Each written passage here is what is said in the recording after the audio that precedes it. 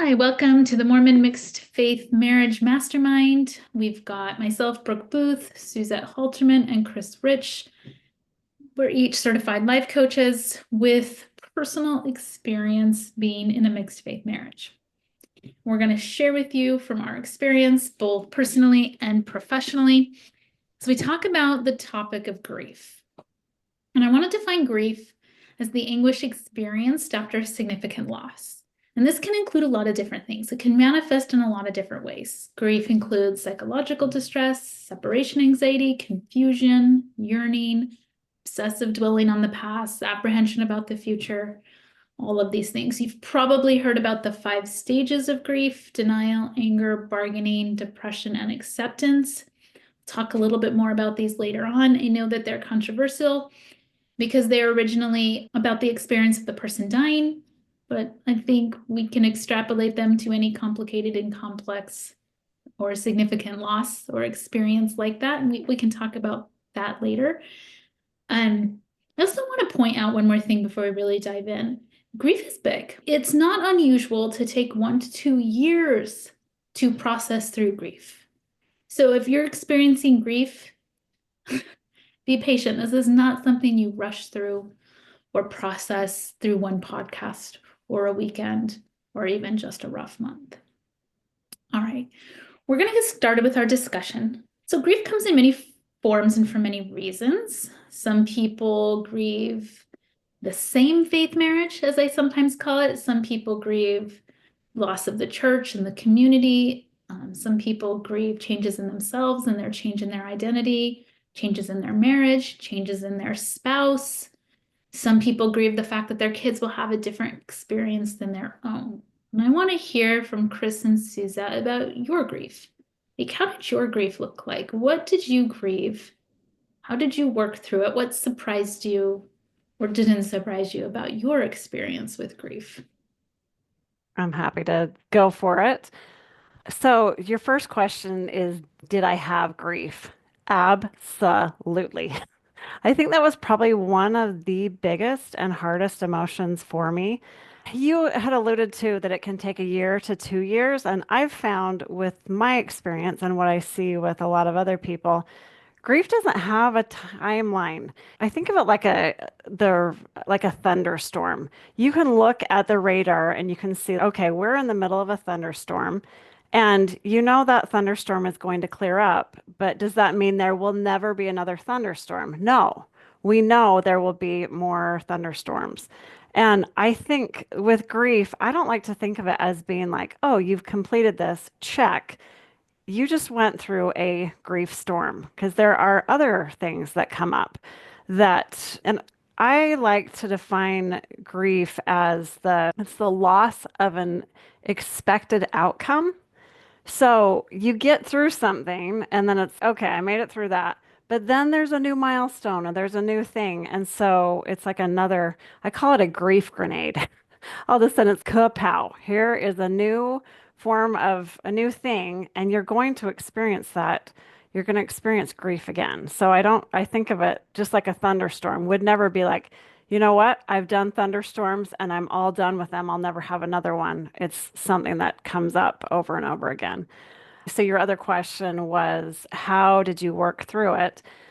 In the beginning, I didn't work through it. I didn't know what to do with grief. And so I, I I avoided it. I stayed really, really busy with my callings, with my family, socially. I just stayed as busy as possible because I didn't want to feel it because grief feels terrible. And I cried. I tried to change things. I tried to change my husband. I tried to change the experience. And I spent a lot of my time trying to control other people so I didn't have to feel the grief. And then I also resisted my pain. A lot of it, it was just I spent a lot of time arguing with reality that this isn't happening. He's going to come back. I would pretend that I was fine. And so I never really let myself feel that grief. But one thing I've learned with grief, it is very patient. It will wait until you are ready to feel it. So I spent a lot of time not handling, not feeling, or not processing through the grief.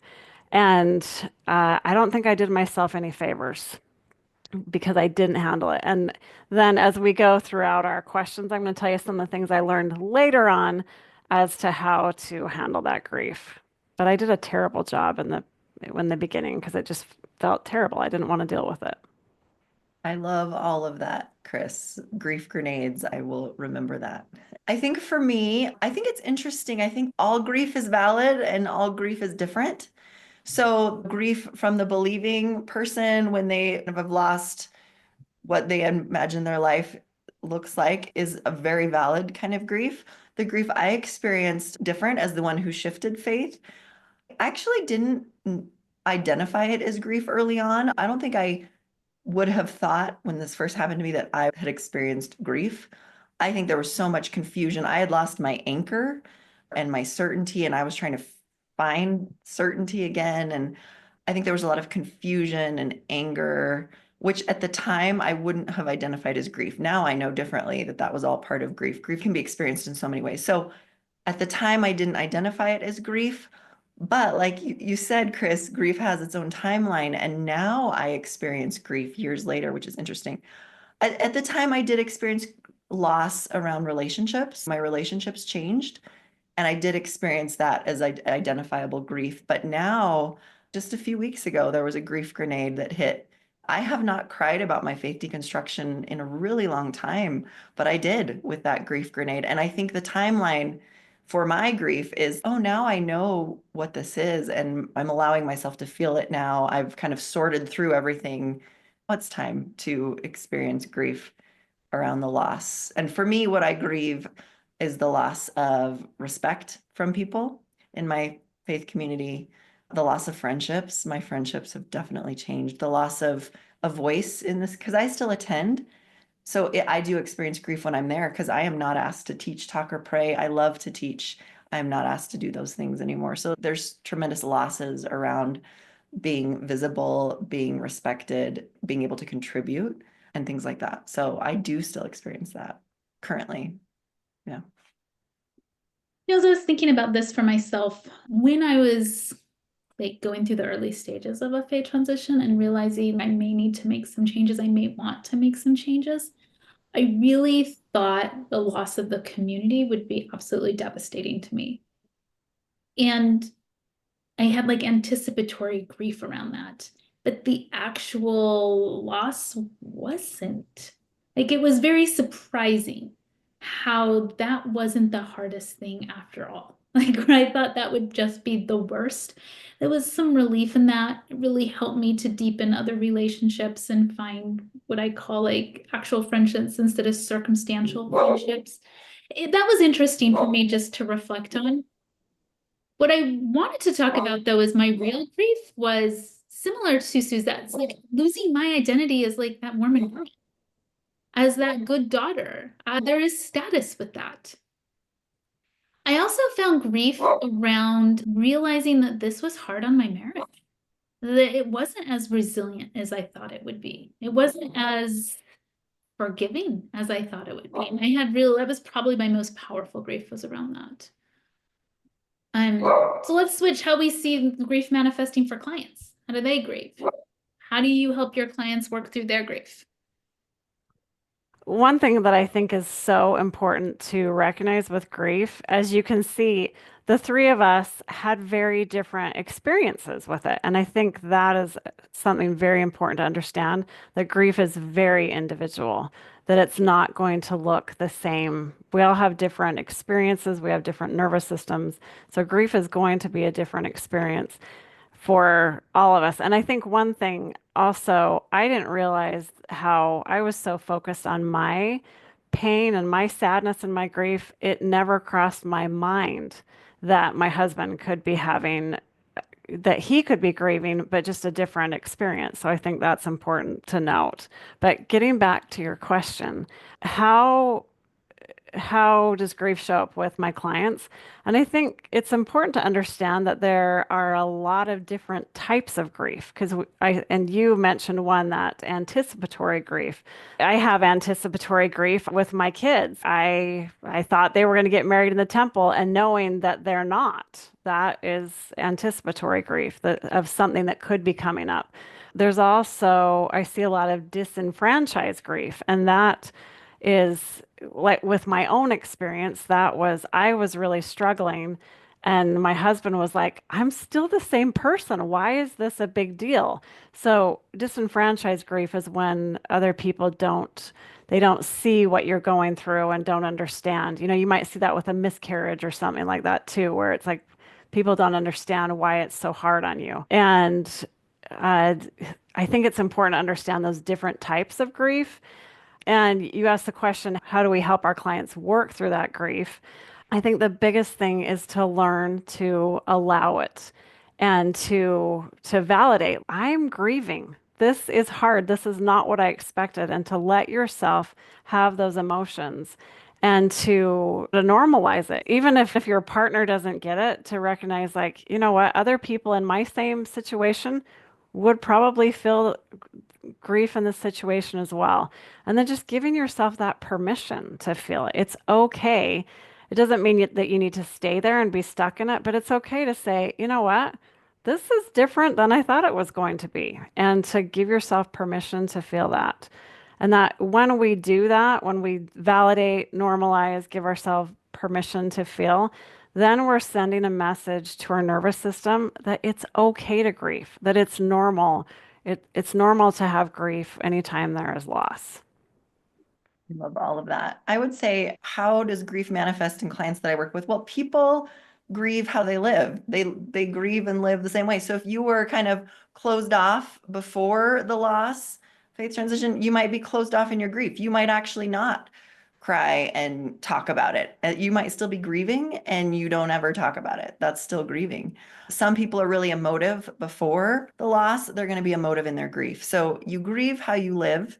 So it looks different for everybody and their personalities and who they are. So as far as how do I help my clients work through grief? That is a big question because I did not know how to help my clients work through grief. And what's funny is I work with couples, and even outside of mixed faith marriages, part of couples work is there enough good that you can grieve what you're not getting and be okay? That's something I say all the time. And then I started thinking about it and I was like, well, I don't actually know how to help these couples grieve what they're not getting. So maybe I should take a grief course. And so I signed up to take this grief certification program. And then it was in that I was like, oh my goodness, like grief is, I mean, I knew it was a part of mixed faith marriages. Like I felt it, I know that. But it was through that I was like, there is a lot. This is like all of mixed faith marriages, just grief, grief, grief, grief. And so I learned through that how to actually do grief work. And a lot of it has to do with reducing your suffering. You can't change the loss. The loss is going to be there. You can't eliminate that, but it's learning how to reduce your suffering around it by making plans. Like, this thing is triggering for me. What can I do? What can I do to make it better and less triggering for me in that moment so that I don't spiral completely out of control? I'll still feel the pain. Pain is one thing, but suffering is another. How can I like create a plan to eliminate, reduce the suffering? Because the pain, like you said, Chris, thunderstorms are always going to come. The pain of that loss will always be there. But how can we keep ourselves safe? So that's really the grief work that I am learning how to do now, thanks to this course that I took, is really just planning work, like learning what can I do to help myself in those moments. You know what I see with my clients is everybody grieves differently. Like, this is something we've touched on, and to give them permission to grieve in their own unique way. I mentioned earlier the Kubler-Ross model for grief and how its research was on people that were dying, and it's been often applied to people in grief. And I'm totally okay with this extrapolation because I think it's really about how people respond to complicated and complex situations. So when you look at those things, denial, anger, bargaining, depression, and acceptance, some are emotions that need to be processed and dealt with. Some are actions that we're doing, like bargaining is not an emotion. Bargaining is something one does. So what's the motivation behind that? Are we okay with that kind of behavior? When I say, are we okay? I'm not saying there's nothing anything wrong with bargaining, but the way you're bargaining is that in alignment with your value system? Do you give yourself permission to have the different phases of the grief process? Because they don't happen in a linear fashion. You don't do this and then this and then this and then this. You can be in a couple at the same time. You might skip one. It's not a precise frame or roadmap. It's like a loose paradigm. That's really all it is. And I think it can be very helpful. I see this with my clients a lot. Grief is very, very common in a mixed faith marriage. What I see with them is once they understand that there's not a right or a wrong way, and that it's going to be a little bit messy, and that it's okay that they feel these things, or they do these things, or that these things are showing up in random ways, and the storms are coming in and leaving, it gives them a lot more permission to just relax and accept what they're doing, instead of being like, I shouldn't be feeling this, or I shouldn't be saying this, or why am I still, experiencing this, and just giving themselves permission to just let it be what it is. Okay, I want to talk about grief in some more specific situations. Let's just take it a little bit more specific. How do you help clients process grief around not sharing spiritual milestones or traditions or beliefs with their partner? This is one thing people often grieve about.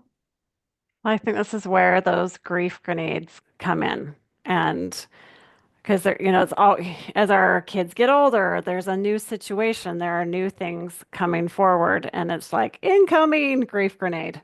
So what I want to share, just like a practical thing that I do with my clients, and that is recognizing, yeah, that was a grief grenade, and just putting my hands on my heart and or giving myself a hug and recognizing this is grief and naming it, having that, just recognizing, okay, this is what's going on for me. I am feeling the emotion of grief.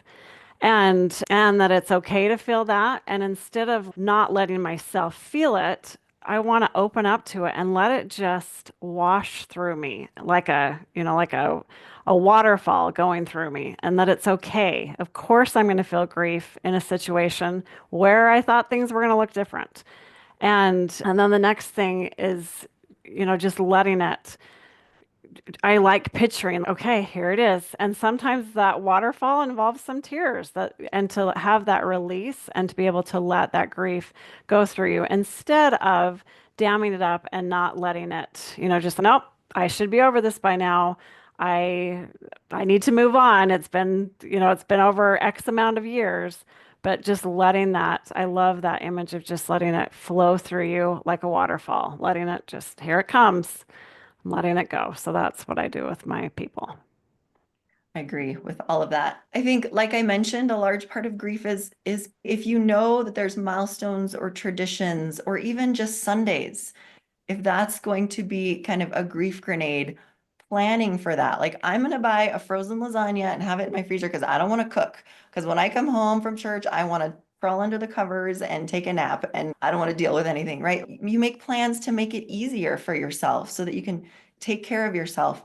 An example is if somebody has lost a loved one, a child, a spouse, and they go to the grocery store, every aisle in the grocery store is going to remind them, oh, well, that was my kid's favorite food. That was every time I was at the store, I would always pick up this for my husband. Or I remember the time we ate that. Grocery stores are going to be grief grenades. And so, if that was your situation, you might say, you know what, I'm going to do grocery delivery, or I'm going to do an online grocery order. So I'm not wandering through the aisles being flooded with all these memories. And the same thing applies to, any of these situations, milestones, traditions that happen, is what can I do to minimize my suffering here? How can I change what I'm doing enough so that it doesn't overwhelm my system, so that I can take care of myself? I know one thing that I do, my husband teaches Sunday school once a month. I've realized that those Sundays are grief grenades because that's when he's on a church high and then I'm on a church low, and I grieve the distance between us. So that's a grief. I know that's coming. So I know that what works for me is I need to shake that off. Like right after church, I need to have something planned, preferably outside. Like, I'm going to go for a walk. I'm going to go for a run. I'm going to take my kids up to the mountain. We're going to go for a picnic. I need a plan to shake that off. So if I know that helps minimize my suffering. And then there's other things I do. Like, I know I don't walk down the aisle at church after he teaches and see everybody connecting with him. That's really hard for me because I miss teaching. I really miss teaching. And so when I see that, I grieve. So I know, like, I'm going to stay in the nursery room, which is where I am, a little bit longer. I don't need to see that, because that I don't need to exacerbate the pain there. So just little planning things like that around whatever milestones, traditions, like how can I minimize my suffering? The pain is still there, but how can I make it better for myself? What are my plans for before, during, and after? What's my escape route? What's anything, How can I make it easier for myself? I think that's a big part of it. I absolutely love like those practical tips you just provided. They're brilliant. It's so often I find as a coach, we want to prevent or we want to work through things, and sometimes we can't. Sometimes we have to just have some real practical advice as well. I love it. I'll just offer one other thing, and that is I really work with my clients on letting them learn to be okay where they are. If they're feeling angry, learning to be okay with anger. If they're bargaining a lot, learning to be okay with that. If they're crying a lot, learning to be okay with that. Recognizing whatever it is that's coming up, it's normal and natural part of grief, and that it's okay. It's what I was talking about earlier. So often we don't let it be okay. We don't let however grief manifests, we don't let it be okay. We shame ourselves for being angry or sad or emotive or whatever. And so much of working through it is not resisting the experience while you're working through it. So when it comes to shared visions or family or children, like whatever those emotions are that come up, like this is this part of grief. I'm okay feeling this. Giving yourself space for that. Okay, let's talk about this one. This one's interesting to me. Have family or religious communities contributed to grief? Definitely. A couple examples. People say, "Oh, just have faith," and there's this pressure to stay positive and to, men are that they might have joy, but today I'm grieving and this stinks and this is really hard. So I think there's some pressure to be okay.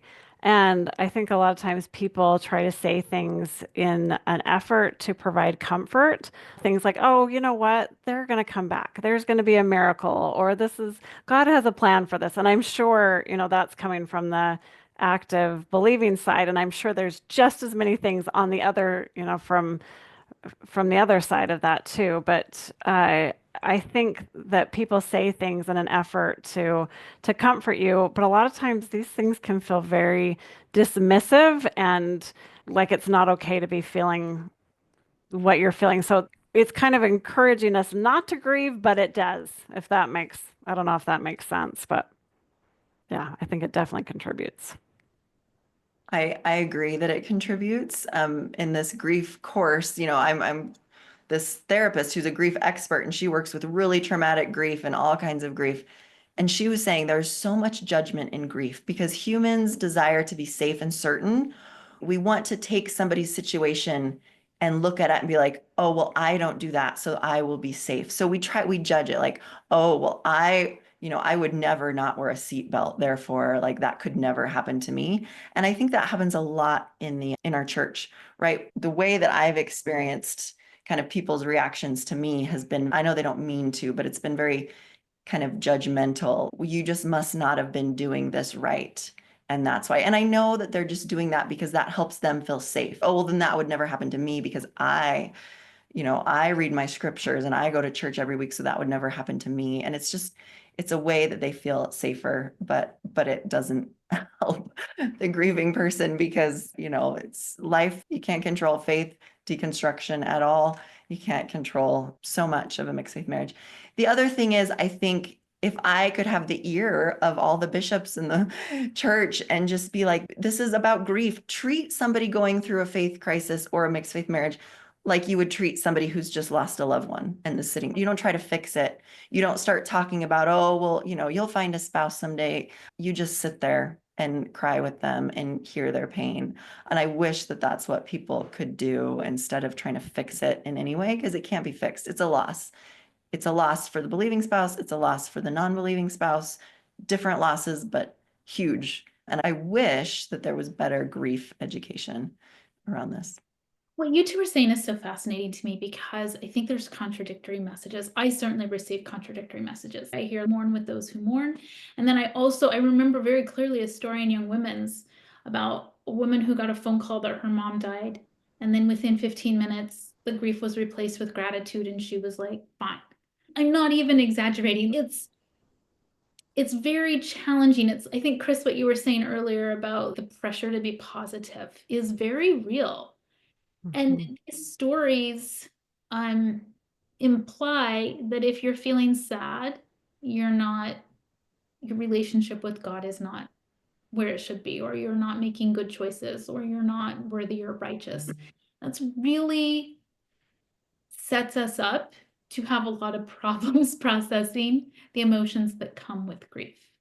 That sets us up to struggle to work through the emotional realities of being in a mixed faith marriage. I think they really do contribute to unprocessed emotions and confusion. And then that just adds more grief to the situation.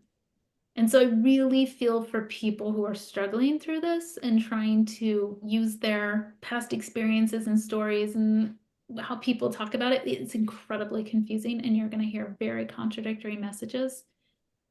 And that does not make it easier. How about this one? Do you think the grief of a mixed faith marriage ever fully resolves? Or is it something that's just mitigated or managed? Since you were talking about this earlier, Chris, but I'd like to talk more about this idea.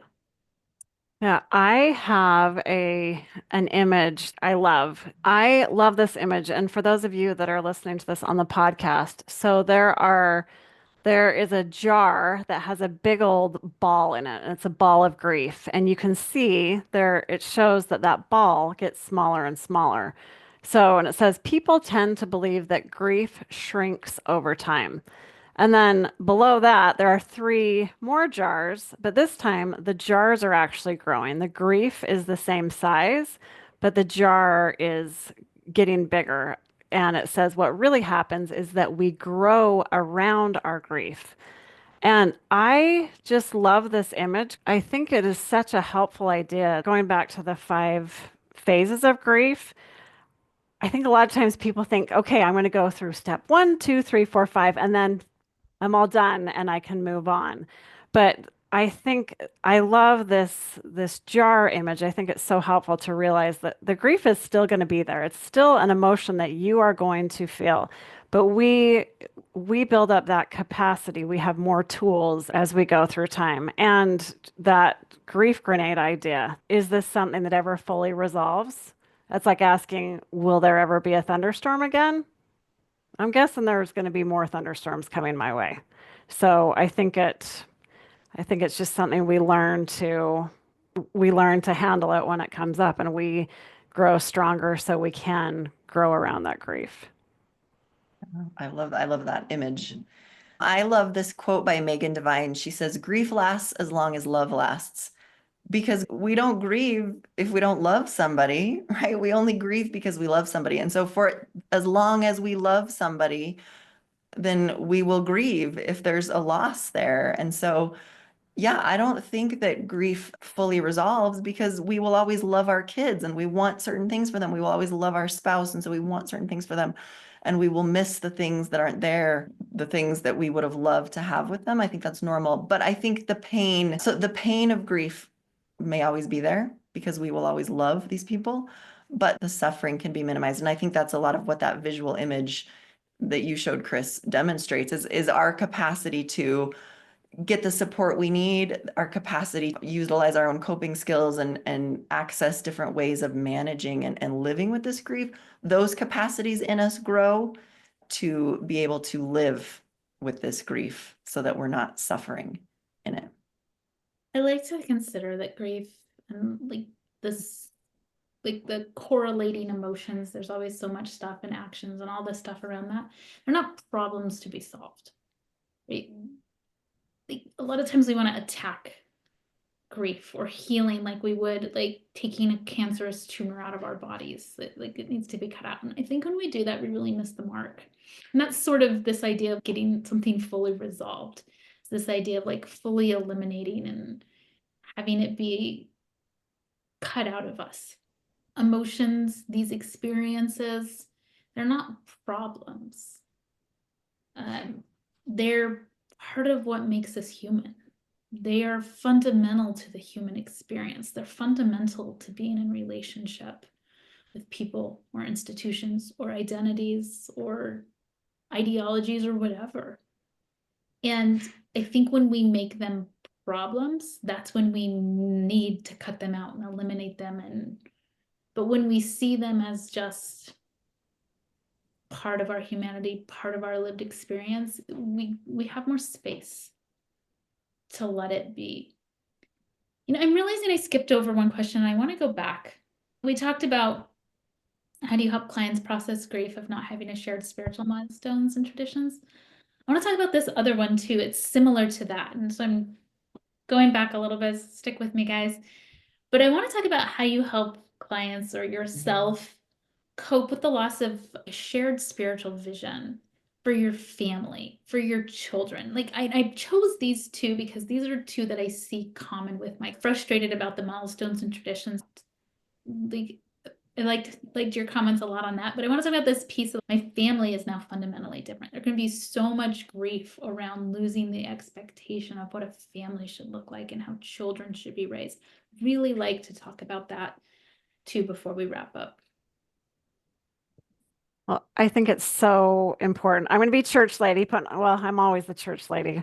But when we're baptized, we make a covenant to mourn with those that mourn.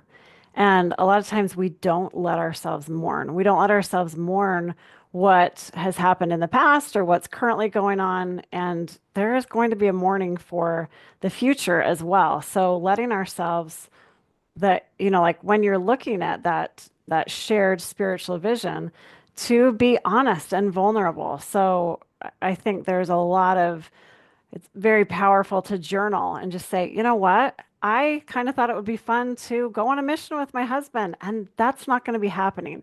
So letting yourself mourn those things that may not be in your future, and to be honest and vulnerable, to also talking to someone, being able to talk to a coach or a therapist and just say, you know what, I'm bummed about this. It doesn't mean you have to stay there forever, but I think it's really important to admit those things that are hard and to let yourself go there and to again, I said this earlier, but to validate, normalize, and give yourself permission to feel those things.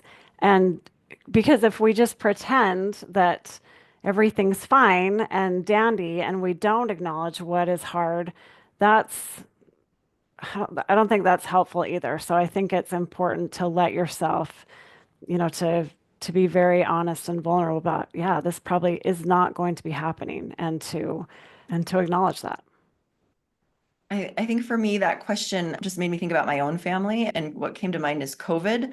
When you lose your shared vision as a family, when you lose that vision of who are we as a family, and you lose your sense of family identity, and you don't know who are we as a family. We're not really a churchy family now because but who are we? And I was reminded of during COVID, a lot of our family identity developed from that time during COVID when everything was shattered. And we had to cope out of survival. Like, how are we going to make it through this? So my kids would all agree, we're a camping family, we're an adventurous family. That came through COVID. Out of pure need for sanity, I decided I was going to take my kids tent camping for overnight once a week, just because I needed to do something other than sit at home. And that became part of our identity, and my kids loved it. So all of that is to just show that even when things are shattered and horrible and you just want to survive, you might stumble across something that works. Oh, this is cool. Maybe, and it might just naturally evolve into, oh, this is who we are as a family. So many of our traditions and our family identity actually came from COVID and just trying to stay sane. So the same might be true. Your identity is shattered right now as a mixed faith family. Who are we as a family? We don't share the same vision. Who knows what might come out of that? Like, I wouldn't wish COVID on anybody, but some great things came out of that for our family identity. So I wouldn't wish a mixed faith marriage situation on anybody, but you might be surprised at what evolves as you are just open to this. Okay, like, we don't share the same vision. Who are we as a family now? I don't know.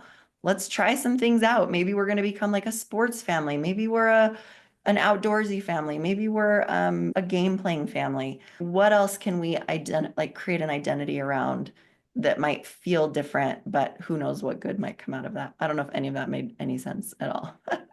Sure does. We're a taco family. Oh, My kids and I, we like to find new taco places. definitely. And that's new. That's new. Love it. And I think with that, I mean, we're an ice cream family, but also we are a respecting family where we have different beliefs. And I think that I'm sure there would have been, if we would have all been on the same page with religion, respect could come in different ways, but that's definitely something. There are definitely things that we have learned because we do want to respect and show love. And we've definitely grown because of this experience. There's so many. And I do want to add with those thunderstorms, it doesn't mean you're going to be feeling grief all the time. They're going to come and go. And have I had a lot of thunderstorms? You better believe it. And I've had so many sunny, beautiful days, or you get rain sometimes, or different things. There are a lot of different emotions, but there are definitely lots of sunny, beautiful times with that. It doesn't last forever. They come and they go. The thing I want to emphasize is that there were never guarantees in your family anyway. I think one of the biggest fallacies we fall for is certainty on how our kids are gonna like how they're gonna turn out, the choices they're gonna make, how you're gonna feel about your parenting. Like these things are like there's not guarantees in this. And a lot of times the grief around having a different type of family than you thought you were going to have is because we're latched on to these. This is how it has to look. This is the guarantee I need. This is the certainty I need in this. And I know we've talked about this before, but it's a very rigid way of looking at your family. There's no adaptability there.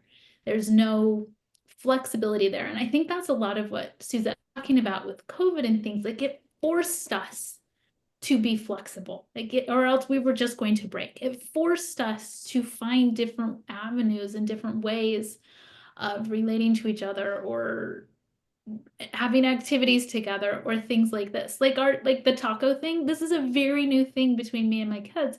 We have a lot of fun, slowly but surely visiting every single taco place, like within a reasonable distance of us. If we're going somewhere, we will go to the taco place. Now, mind you, we only get the ones with cilantro and onions. We're not getting the other kind of tacos, just so we're clear.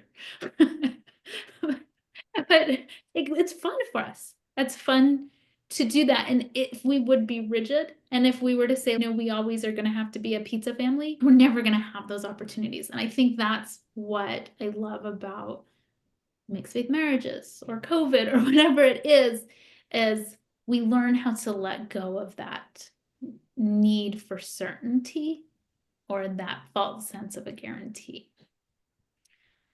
Okay, let's go to our very last questions as we wrap up.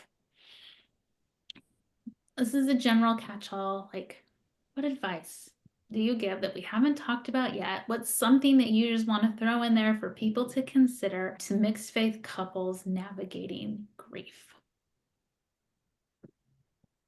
Well, I think the big thing is to understand that it is normal. It's okay to grieve. And the longer we pretend that we're not doing it, the longer it's just going to wait patiently until you're going to go through grief of some sort. So I think if we can be like, okay, here it is, and to be okay with it. And Suzette, one thing that you said that you liked having a plan. I know, like on the day that my son goes back, my son's home for spring break. I know the day that he goes back to school, I'm going to miss him. I'm going to have some grief when my kid goes back to school. So I plan on it. I know, you know what? My job description the day he goes back is to be sad. That's what I'm going to do. I'm probably going to cry. And when I give myself permission to do it, that grief flows through me so much quicker than I'm like, nope, I'm fine. I'm not going to cry. Everything's good. If I just say, you know what, it's your job description to cry today. So I think let's plan on some grief. It's okay. Let yourself feel it, let it go through you, and then you're going to get to sunshine. You're going to have sun and storms through all of it. I love that. I think my advice would be the couples aspect, because in our grief, we're longing for somebody to hear our grief and our pain. And your spouse cannot be the person to do that because they're also experiencing their own form of grief. There is a very real thing of grief Olympics. My grief is more valid than your grief, and your grief is not valid because of this and this and this. If you would just read this, then you would see that you don't need to think that way. Your grief is not valid. And that is just a recipe for being hurt. Grief turns to suffering when it's not heard and validated. So if your spouse is also grieving, they're not going to be the person to do that to you. Also, they care about you. So if they feel like they contributed in some way to you grieving, they're going to try to defend themselves and justify and make you feel better. And no, it's okay. And that doesn't feel like you're being heard. So I would give up on the notion that your spouse is going to be your grief support person and understand your grief. They're not, because they're dealing with their own grief and they want you to feel happier. So they're not gonna be able to do that for you. Have your own grief support group. Find people who are grieving in similar ways as you. If you're the believer, find other believing people who are grieving similar things. If you're the non-believer, find other non-believing people so that you have a similar grief experience in some way, even though all grief is different, but so that your grief can be heard and validated and it's a safe place for you to express it. Because when it's heard, often it kind of, like Chris, you said, it kind of goes through you. When your grief is heard, it has a way of kind of dissipating. When it's not heard, it becomes suffering and angst and all kinds of hard and anger. And I think that's also a big part of mixed faith marriages is it's hard to find places that are safe to express your grief around and so it leads to suffering. In fact, I asked this question in one of the Q&As in this course. I said, what about grief that's like loss of faith? And she said, the biggest thing you'll run into is it not being seen as valid. Like nobody died. You'll run into is finding places to hear your grief and have it be validated, because it will often be seen as not valid. And I thought that's exactly what happens for both believing and non-believing. Yeah, Like, that's that we see disenfranchised all of you. grief. Yeah, it's the same idea. And I want to just say that to you listening. We see you. We know this is real grief. We hold this space with you because it is hard to find that empathetic ear. I interrupted you, Chris, but you want to talk about disenfranchised grief because it dovetails perfectly with this. Well, I was just saying that's exactly what Suzette's talking about. Like I tell my friends, yeah, my husband doesn't go to church, and they're like, okay, big deal. They don't get it. Or, so having people that get it, that's what disenfranchised grief is, that grief that other people don't really understand. Well, why would you grieve that? They didn't die. They're still just fine. Or they may be saying that same, I think I mentioned this earlier, that my husband was like, I'm still the same person. I just don't want to go to church. And so, yes, that's true. And he was like, why would you be grieving about this? And it's because it's ripping my heart out. So that finding, yeah, that's what disenfranchised grief is. So my last piece of advice is to be really gentle with yourself and others, but let's focus on yourself first. I think most people I know are actually pretty gentle with others. We're often less gentle with ourselves. So be really gentle with yourself as you're developing your awareness around what grief even looks like for you or feels like for you. That takes time sometimes. You need to be aware before you can really process and work through it. Like we've talked a lot about how to process and work through it and all of that. But if you don't even realize you're feeling it or that grief is what you're experiencing, that's when you need to be gentle with yourself and just develop the awareness, the relationship with yourself of what is your experience when you're feeling grief. So different for everybody. So if you watch a movie and somebody's experiencing grief, that does not mean that's going to look at all like how you experience it. And a lot of times we talk about grief in very stereotypical ways. And so it can be hard for us to recognize our own grief because we may not be grieving like the person in the book or on the TV or at the pulpit and fast and testimony, because we have all seen that. It may look very, very different. And so when I say be gentle with yourself, I mean, not just as you work through it, but be gentle with yourself if you learn about it. And as you are learning that that's something you're experiencing and how it is for you. And then be gentle with yourself as you work through it and process it. And be gentle with yourself as you try to find outlets and support and work through it. And be gentle on yourself when you don't do it very well. Be gentle when with yourself when it takes a while, and be gentle when yourself when it comes up again. It seems easy to say that, but it's hard to be gentle with ourselves sometimes. We get impatient with our humanity, while at the same time our humanity is such an important part of who we are. Okay, thanks for joining us and talking about grief. We will meet again with more topics about mixed faith marriages.